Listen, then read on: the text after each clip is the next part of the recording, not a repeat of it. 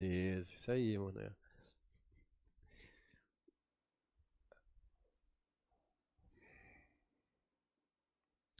Fatores que contribuem para o caráter. Ah, eu poderia desligar o ar-condicionado aqui ou vai fazer muito calor para vocês? Vai fazer? Pode desligar? É. Oi? Manuel, liga, aumenta um pouquinho a temperatura, por gentileza.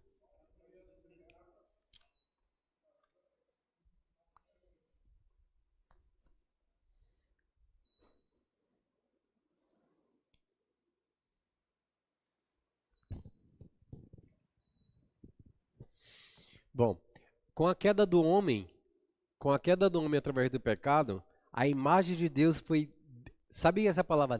Deformada.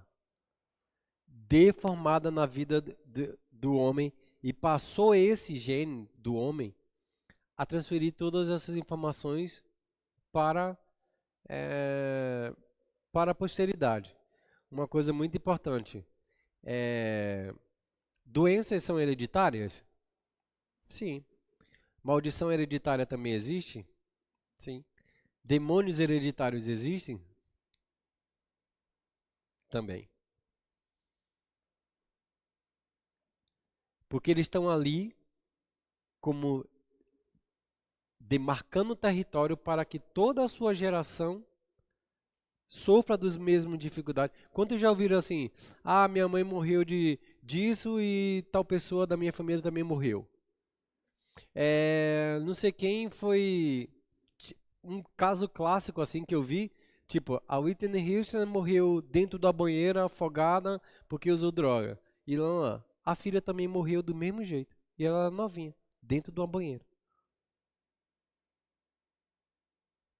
E aí? Meu pai morreu de tuberculose. Meu irmão teve tuberculose, minha irmã teve tuberculose e o outro meu irmão teve tuberculose. Quando chegou em mim, eu sai que aqui tem um sangue do cordeiro, não pega eu.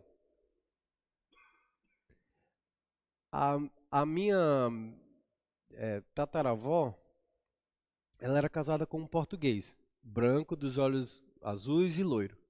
E ele veio para cá com a perseguição dos judeus sefaraditas ou sefaditas que saíram de Portugal. Chegou aqui no Brasil, ele chegou e casou com uma negra escrava. E aí, só que ela bebia muito. E eu tenho um tio avô um tio avô, filho dessa minha tataravó. Uma família inteira foi dizimada por causa do alcoolismo e morreram tudo de cirrose. Então, eu vou falar sobre isso nessa parte, tá bom? Então, a vida espiritual de Adão foi corrompida e deformada e chegou a mim e a você. Se não fosse Jesus, a misericórdia, a gente estava fumado. É...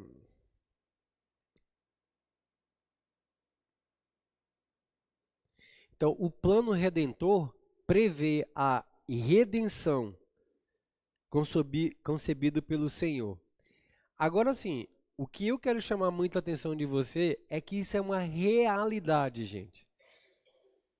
A Bíblia e a pregação não é um lugar de vocês ouvirem e falar, que interessante, que bacana.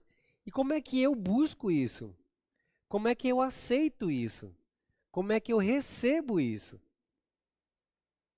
Essa é o X da questão. Como que eu recebo as promessas de Deus, já que elas são tão grandes na minha vida? Depois eu vou ensinar o princípio bíblico a respeito disso. Então, Adão foi corrompido, veio até Jesus e Jesus, ao longo da sua caminhada, ele vai restaurar isso na tua vida. Esse é o propósito eterno de Deus. Fazer com que o caráter de Cristo esteja marcado e gravado. Lembra lá? Imprimir ou gravar em você. E você precisa ser uma pessoa muito determinada e focada naquilo que você está vivendo. Então, o propósito de Deus através de Jesus seu desejo é levar-vos novamente a ser santo em toda a nossa forma de viver. Alguém lê Efésios 1:4? Efésios 1:4 e 1 Pedro 1:15 e 16. Alguém lê primeiro Efésios 1:4?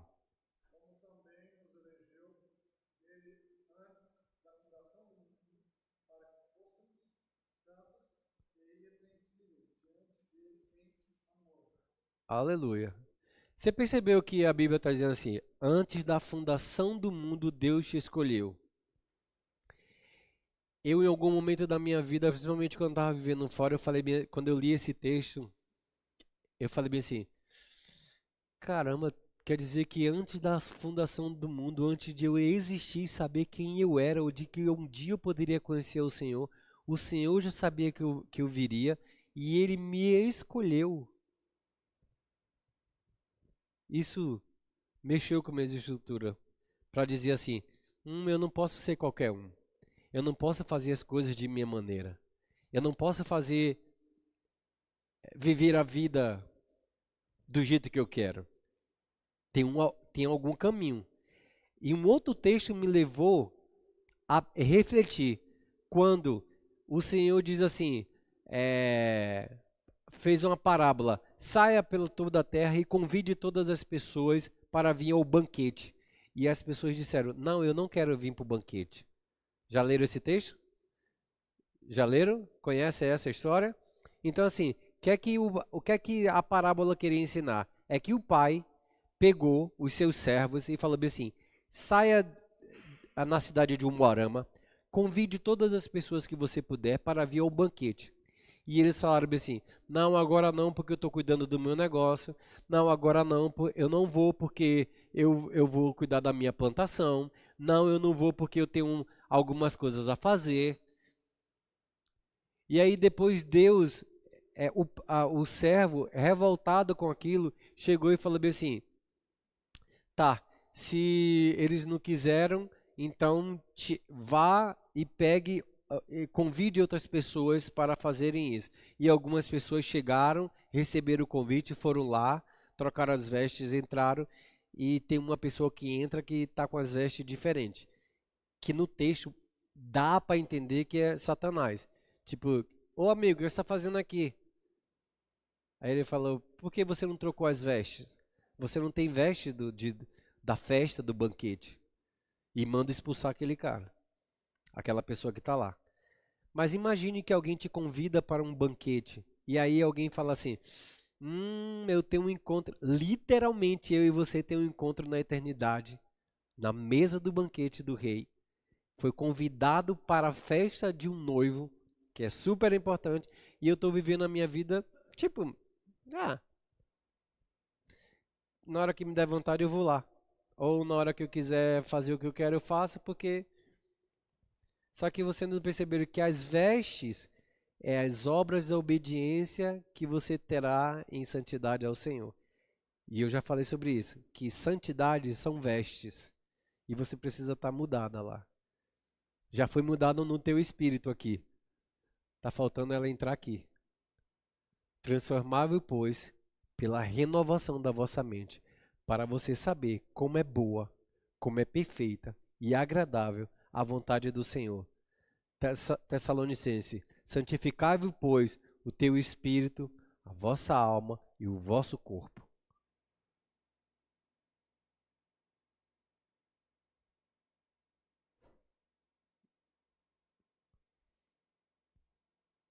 Quem encontrou 1 Pedro 1, 15 e 16? Pode.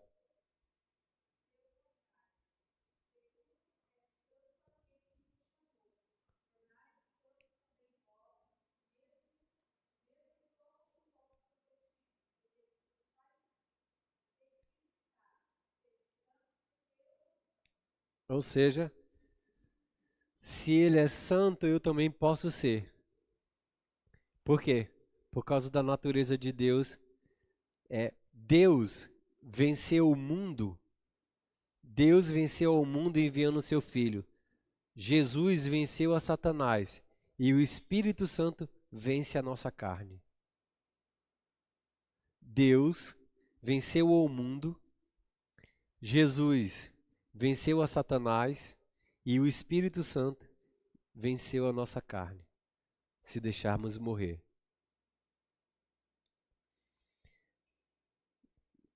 Fatores de formação do caráter humano, que é isso daí. A herança genética. Quando Adão e Eva pecaram, seus genes foram afetados. Todos nós nascemos com a mesma influência interior para pecar. Na verdade, eu mudaria aquela palavra de influência, porque a influência é aquilo que eu estou recebendo. E a palavra não diz isso. A palavra diz que por causa do pecado, o pecado habitou na vida de todos os descendentes. Vive na vida de todos os descendentes.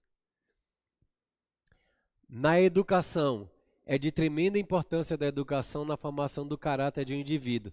Já falamos aqui sobre a educação.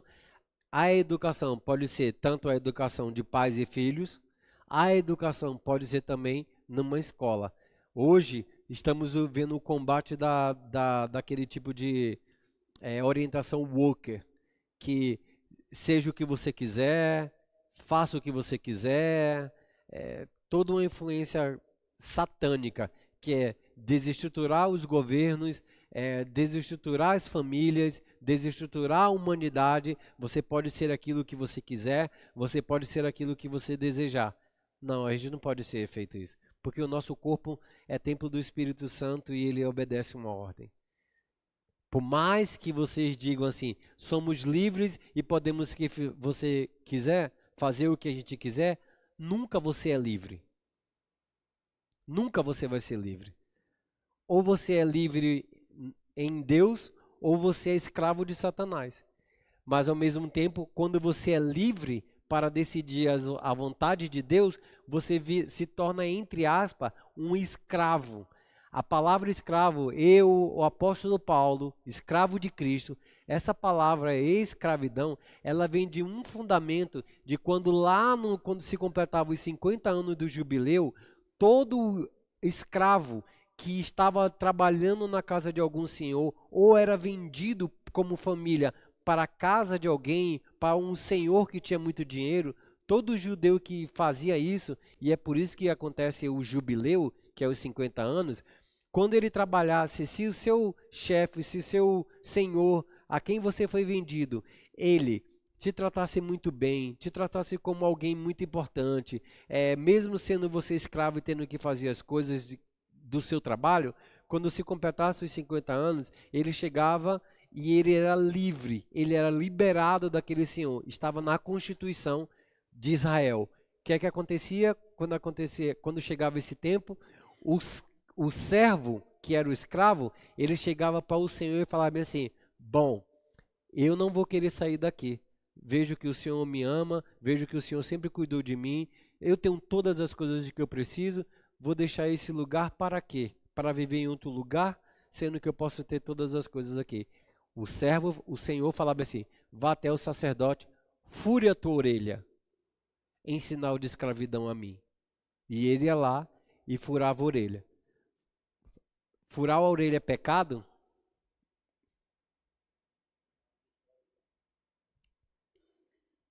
Na nossa cultura não tem isso, mas na cultura dele era o sinal de servo por amor. Eu tive a liberdade de sair, mas eu fui até o sacerdote, eu furei e agora eu sou um servo de amor.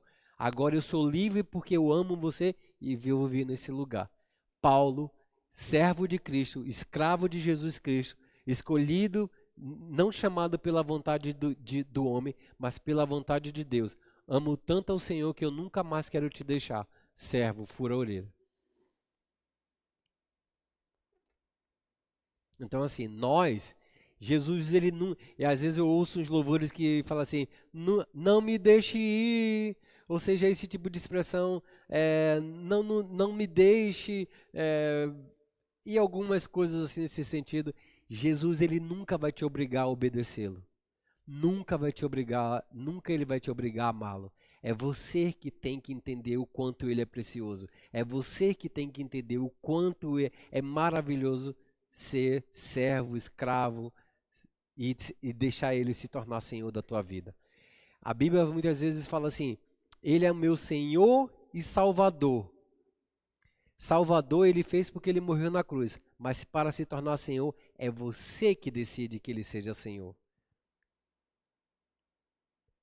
Eu tinha muita dificuldade de chamar Jesus como Senhor. Você falava assim, porque eu falava Senhor, mas na força do hábito. Mas toda vez que eu orava nesse sentido, eu falava assim, eu acho que Jesus ainda não é meu Senhor, porque eu faço algumas coisas que não tem nada a ver da vontade dele. Então ele não é meu Senhor. Eu tinha dificuldade de chamar Deus como Pai. Pai, porque isso? Pai, porque aquilo? Eu chamava de Deus. Por quê? Porque eu entendia a palavra filho tem muito a ver com aquilo quem você é. Se você chama Deus de filho, de pai, é porque você é um verdadeiro filho, ou seja, tem uma vida. Aí você fala assim, Marcelo, mas você pode ter a vida do próprio Deus, você pode ser santo, mas é a Bíblia que está dizendo. Sede santo porque eu... E aí, depois caiu uma ficha na minha mente e diz assim, santidade é o ato de eu andar em obediência a Ele. Porque eu nunca vou... Quer dizer, lá na eternidade sim, eu vou ter o corpo glorificado, eu vou ter a alma restaurada e vou ter meu espírito vivo e aceso de novo. Mas assim, eu estou nessa condição da carne. E aí eu estou andando em santidade, eu vou me revestindo de santidade, me revestindo na minha conduta de santidade, vou mudando o meu caráter, vou aperfeiçoando o meu caráter, para quando eu morrer, esse corpo ser transformado e revestido no corpo incorruptível. Então, na eternidade eu tenho toda essa plenitude, mas agora eu consigo andar em santidade. Exemplo, quando eu estou sendo tentado seja lá, vocês estão sendo tentados por alguma coisa, e você diz não ao pecado, você está andando em santidade. Sede santo, porque ele é santo. A Bíblia vai dizer que o Senhor, Jesus Cristo, aprendeu a obedecer pelas coisas que sofreu. Ele era obediente? As Escrituras vai dizer assim, ele teve que aprender a obedecer. Por que ele teve que aprender a obedecer? Porque teve vários momentos da vida dele que ele tinha que decidir. Ele não era uma carta marcada. Ele aprendeu a obedecer. É tão claro isso, não sei se para você, mas para mim, assim, quando Jesus vai para o Getsemane, ele fala, Pai, afaste-se de mim. Afaste-se de mim. Então ele, oração, ou seja, aquilo que eu estava explicando, a mente, o pensamento, o desejo e a vontade de Jesus era estar onde? Fugir. É claro isso? Mas ele falou, faz a sua vontade, ou seja, o Espírito decidiu e foi. Sofrendo a dor aqui, sofrendo escravo aqui, sofrendo chicotado aqui, sofrendo todas as coisas aqui. A alma, o pensamento, ele falou assim, a cruz é o meu lugar? Não, eu não tenho um desejo disso. E eu também não quero ir para aquele lugar. Mas o Espírito, ele falou, olha, acorda, até aqui vocês não tiveram chance de me ajudar em oração? Por quê? Porque a alma estava dizendo assim, não vai. Não vai. Quando nós conseguimos vencer as tentações? Em oração.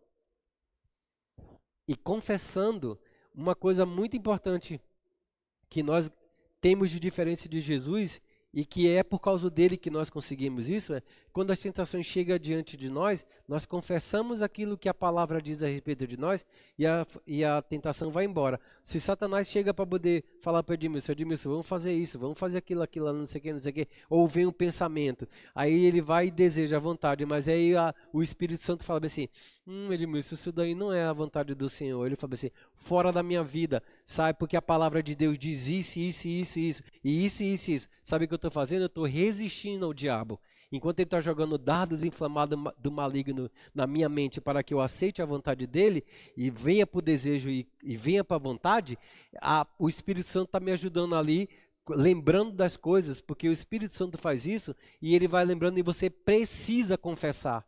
Porque senão, alguém já viu sendo tentado, alguém já foi muito tentado ao ponto de ceder, mas você não tinha força ou não conseguia verbalizar nada, é que Satanás ele começa assim, com um pensamento, mas ele vai te empurrando, até que você chegue num lugar onde você não tem escolha. A única escolha é aceitar. E como é que você recebe, como é que você ganha essa batalha? Você pega a palavra, que é a espada do Espírito, e começa a feri-lo, confessando a palavra. Se a palavra é uma espada do Espírito, quando você solta a palavra, você bate nele. É por isso que Paulo falou bem assim, quando ir para o mundo, esteja atento, você precisa ser revestido das armaduras, que é a espada, a couraça da justiça, capacete da salvação. Por que é capacete da salvação? Porque é na capacete que os pensamentos são protegidos, é a cabeça que é protegida. Mas a espada precisa ferir. Enquanto você defende dos dardos, você fere com o quê? Com palavra. E a gente não aprendeu isso na igreja. A igreja de Jesus não tem aprendido isso. Como que resistir ao diabo? Porque se ele fala e a nossa mente interpreta, a gente precisa falar. A gente não vence a nossa tentação calado. Lembra de Jesus? Oh, eu vejo que você é o Filho de Deus. Eu sei que você está com fome, quebra logo esse jejum e come logo transforma esse pedra em pão. Ele falou, não só de pão vive o homem. O que é que ele fez? Confessou a palavra. Aí ele, tá bom. Percebe que é 40 dias que ele está no deserto? Ou seja, Satanás veio com uma tentação, então Jesus. Eu ouvi no batismo, porque lembra que quando ele sai do batismo ele é levado ao deserto? Não está assim na escritura?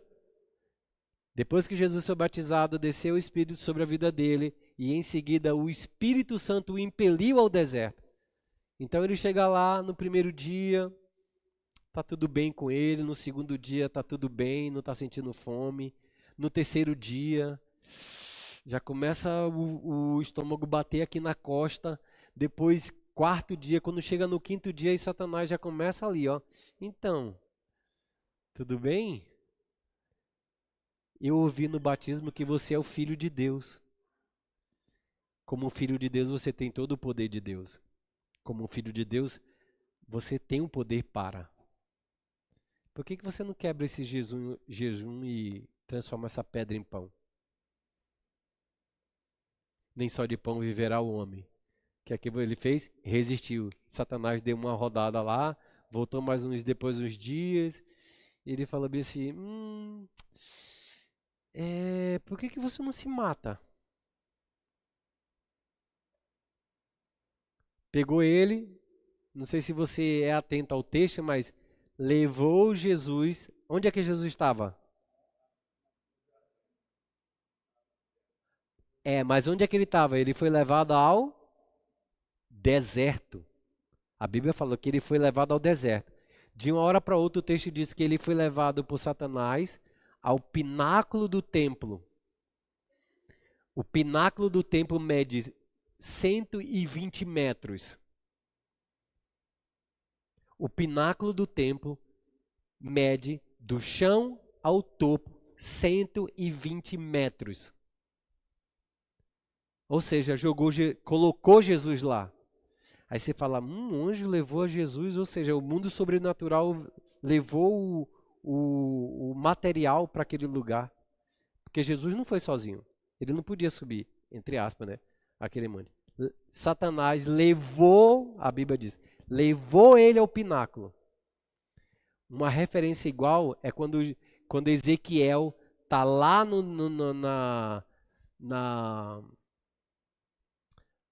cativo, aí o Senhor pega o espírito de Ezequiel e leva para dentro do templo. E ele vê as mulheres se sacrificando a Talmuz, ao Deus Sol, ao Deus Lua.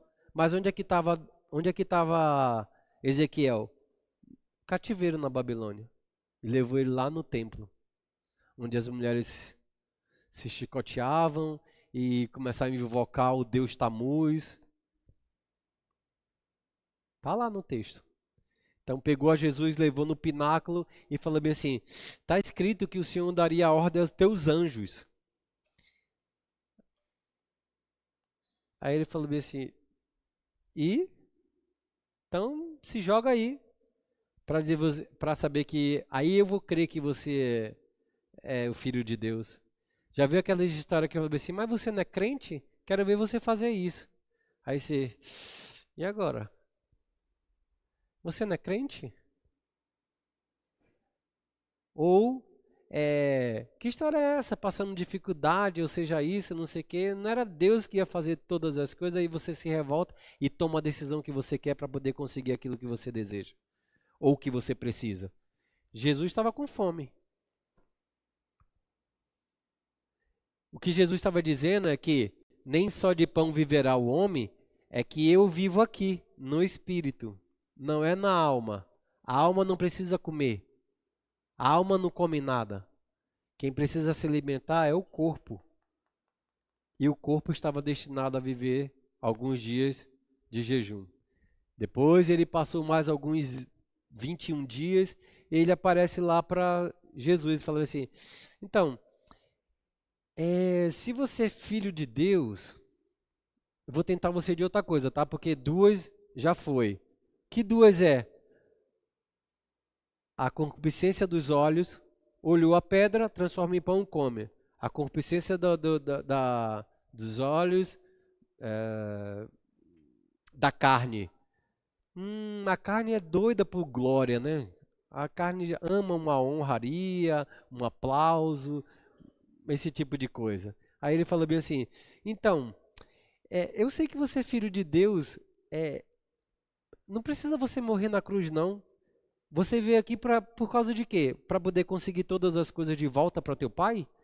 Não, não faz isso. Deixa que eu crie um atalho para você. Te dou todos os reinos, porque a mim foi dado. Quem lê aquele texto fala assim: a mim foi dado? Foi dado através de quem? Quem deu? Alguém sabe me responder? Quem? Perfeito. Quem deu autoridade, o próprio Deus falou assim: domine sobre a terra, domine sobre isso, domine sobre aquilo outro. Satanás pecou, deu domínio para quem? Para Satanás. Aí Jesus aparece e ele fala assim: então tudo isso aqui me deram. Se você fizer isso, eu te devolvo. Mas aí quem era o Senhor de Jesus? Seria Satanás. Aí ele falava assim: não, aí você pegou pesado. Adorar somente ao Deus. Só Deus é digno de adoração. Você não é digno. Se prostrarem, eu te dou tudo. Não, eu não quero. Já viu quando alguém te oferece caminhos bem curtinho assim, para você conseguir as coisas? Aí você fala: não, não, não, não. Isso é um caminho fácil, mas ou me traz retorno, mas não, não, eu prefiro não. Particularmente eu já passei por isso, por essa tentação aí. E ali, vamos lá, herança genética, passou de Adão. Educação, já falei. Referenciais próximos, pessoas que convivem de perto conosco têm uma grande influência na formação do nosso caráter. É real isso, né? Seu pai é a sua influência, sua mãe é a influência, seja positivo ou negativo, elas são referências e elas são referenciais, correto? Isso pode ser no positivo, isso também pode ser no negativo. Cultura e sociedade, é claro isso? Por exemplo, eu sou da Bahia. Quando as pessoas me veem e sabem que eu sou da Bahia, a minha cultura é o quê? Todo mundo fala isso, gente. E inclusive está uma polêmica sinistra naquele estado porque como é que chama? A Claudinha Leite, em vez de cantar o nome de um orixá, cantou o nome de Exuá. Ah, pra quê? Foi falar o nome de Jesus dentro daquele lugar, a Ivete tá dando indireta no show, lá, porque somos de cultura africana. Ela é branca. Mas lá. E a Daniela, não, porque todos os meus origens, lá. Cultura e sociedade. Cultura baiana, Sociedade baiana. Circunstância adversa. Esse é o ponto. É onde a chave da nossa existência. Porque quando acontecem as dificuldades na nossa vida, mostra quem somos.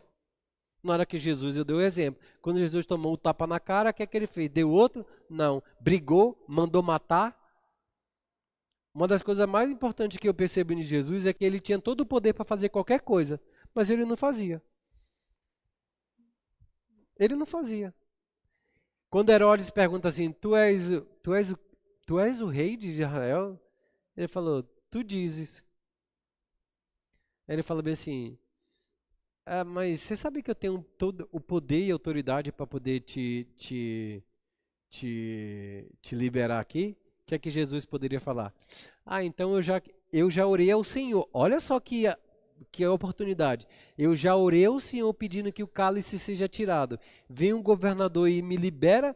Então tá bom, eu sou Jesus, o rei de Israel, me libera aí da morte. Foi isso que ele fez? Não, ele permaneceu em silêncio, porque qualquer coisa que ele pudesse falar, ele poderia ser liberado, e ele não queria ser liberado, ele queria estar lá. Uma outra coisa que ele comenta com os discípulos é assim, eu estou ansioso por esse dia. Até que esse dia venha, eu estou ansioso. Ansiedade é pecado? Não. Depende. Ansiedade é um desejo por coisas do futuro. Ansiar é algo que está no futuro. Quais são as três coisas que acontecem? Ansiedade, estresse, muito trabalho no presente. E como é o nome daquela doença que a pessoa fica muito triste? E depressão é a tua vida ficou estagnada no passado, na perda ou no luto.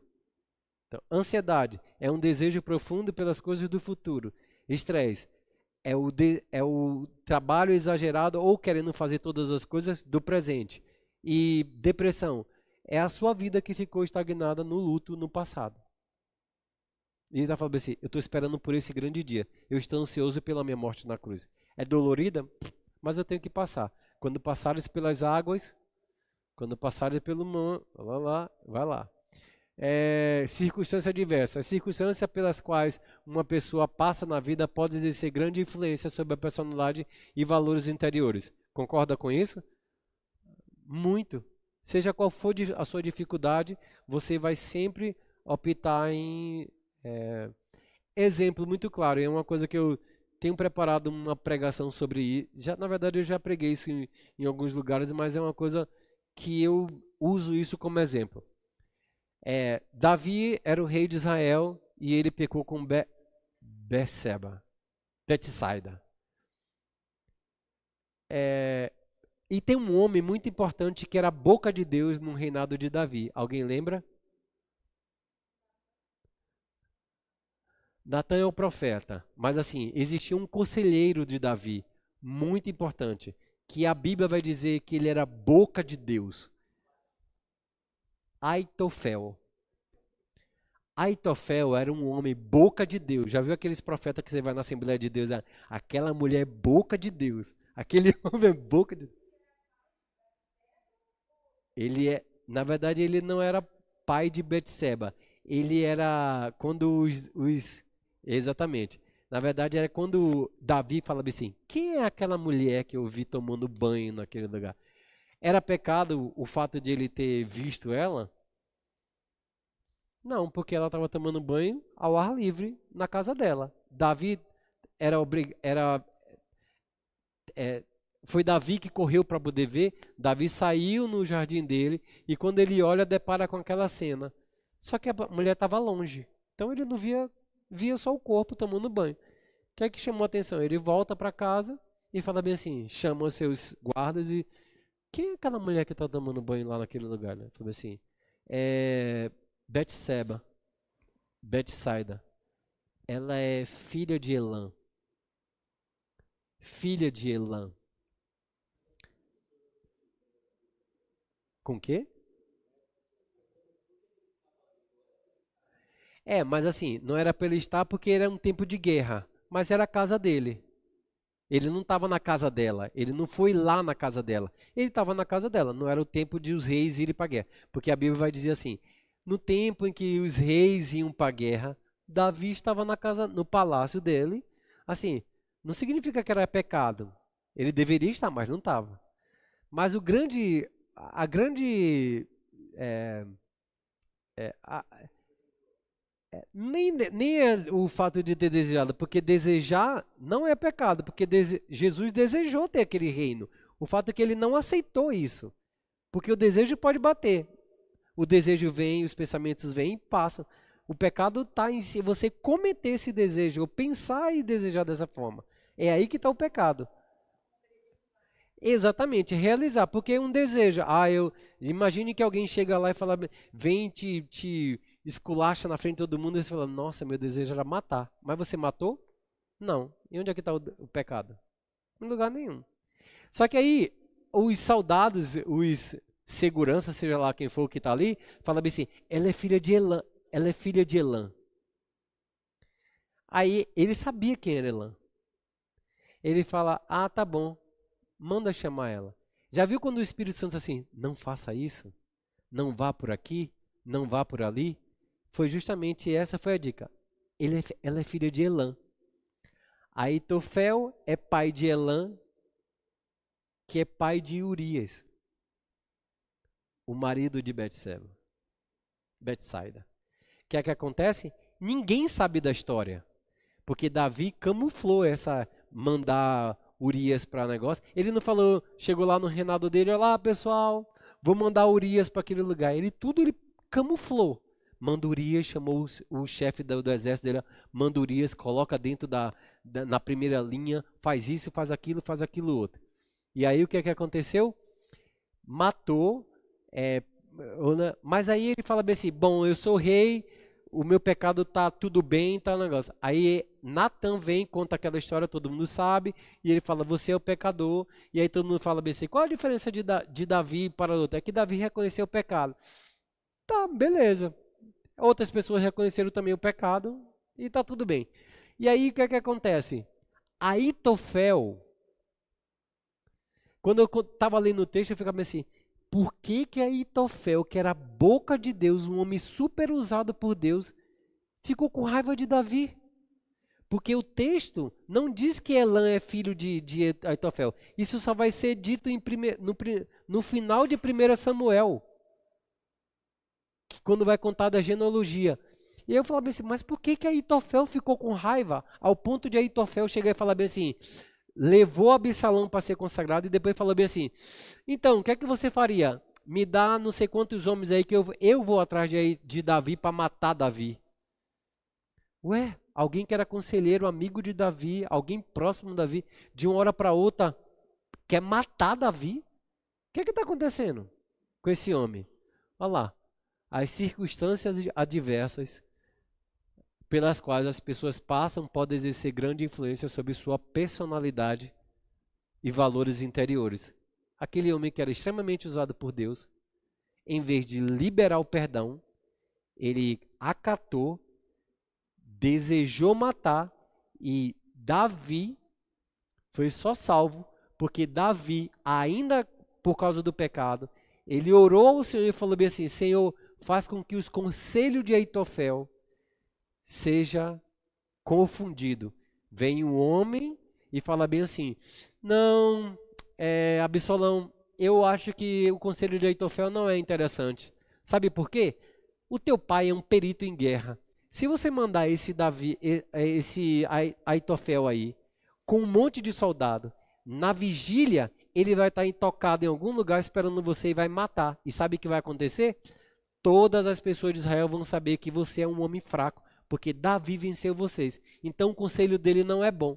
Sabe o que Aitofel fez? Absalão falou bem assim, eu acho que o conselho de Abissai parece. Abissai é melhor do que o teu, Aitofel. Sabe o que Aitofel fez? Foi para casa, amarrou uma corda no pescoço e se enforcou. Um homem poderosamente usado por Deus, por causa das circunstâncias diversas, pode exercer influência sobre sua personalidade e valores interiores. E aí? Que hora termina essa aula?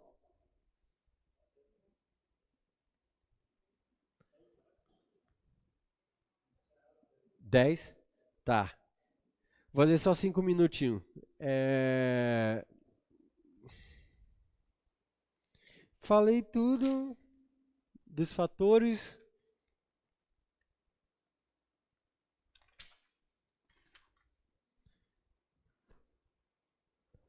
A influência espiritual. Ah, faltou só a influência espiritual.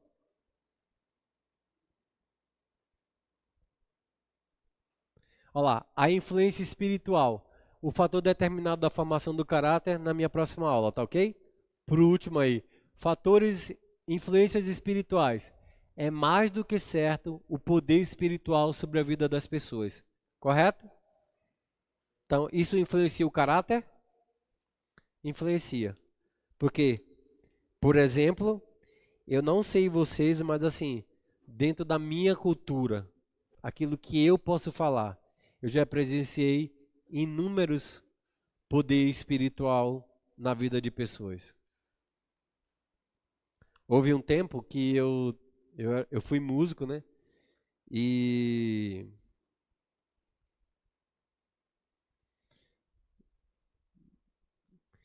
eu fui um tempo e eu fui músico e uma dessas vezes eu estava tocando num hotel e voltei na madrugada e eu estava dormindo dentro do carro.